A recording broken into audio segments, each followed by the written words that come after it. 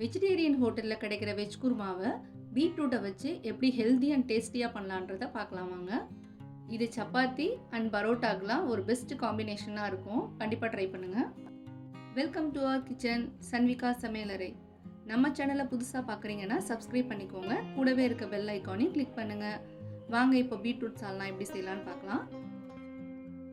ஒரு medium size பீட்ரூட்டை தோலெல்லாம் எடுத்துட்டு நல்லா பொடிசாக கட் பண்ணி எடுத்துக்கலாம்.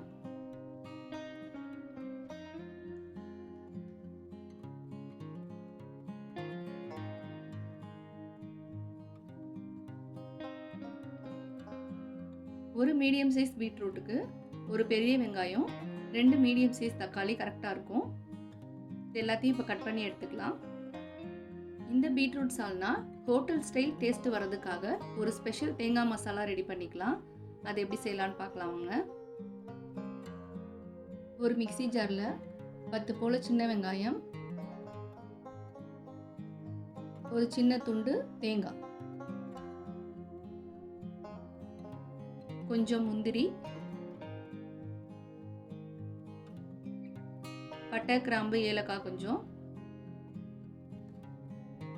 1/2 ஸ்பூன் சோம்பு, 1/2 ஸ்பூன் கசகசா எல்லாத்தையும் சேர்த்து நல்லா ஃபைன் பேஸ்ட்டாக அரைச்சி எடுத்துக்கலாம்.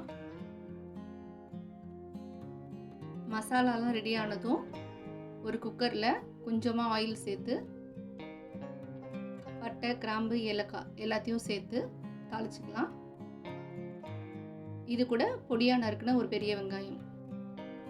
வெங்காயம் நல்லா சாஃப்டாக ஆகிற வரைக்கும் வதக்கிக்கலாம்.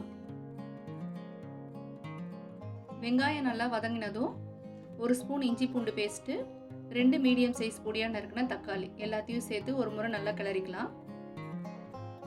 தக்காளி நல்லா வதங்கினதும் கட் பண்ணி வச்சிருக்க பீட்ரூட்டை சேர்த்துக்கலாம். அதையும் ஒரு 5 நிமிஷம் வதக்கிக்கலாம். தேவையான மசாலா சேர்த்துக்கலாம். மஞ்சள் தூள், மல்லித்தூள், 1/2 ஸ்பூன் மிளகாய் தூள், கொஞ்சமாக கரம் மசாலா எல்லாத்தையும் சேர்த்து மசாலாவோட பச்சை வாசனை போகிற வரைக்கும் நல்லா வதக்கிக்கலாம். மசாலா சேர்த்ததும் எண்ணெய் பிரிஞ்சு வந்த பின்னாடி ரெடி பண்ணி வச்சிருக்க தேங்காய் மசாலாவை உள்ளே சேர்த்துக்கலாம்.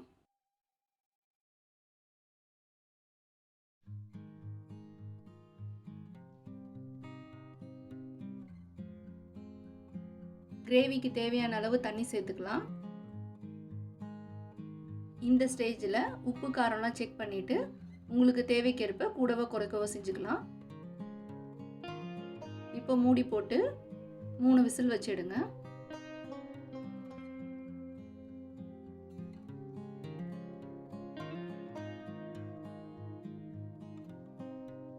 ப்ரெஷர் நல்லா ரிலீஸ் ஆனதும் மூடியை ஓப்பன் பண்ணி பார்க்கலாம்.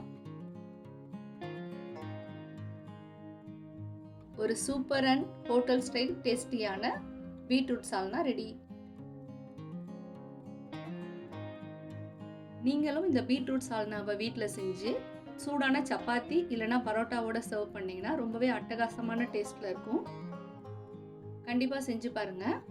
இது போல் இன்ட்ரெஸ்டிங் அண்ட் ஈஸியான ரெசிபீஸ் பார்க்குறதுக்கு நம்ம சேனலை மறக்காமல் சப்ஸ்கிரைப் பண்ணுங்கள். வீடியோ பிடிச்சிருந்தால் லைக் பண்ணுங்கள், ஷேர் பண்ணுங்கள். தேங்க்யூ.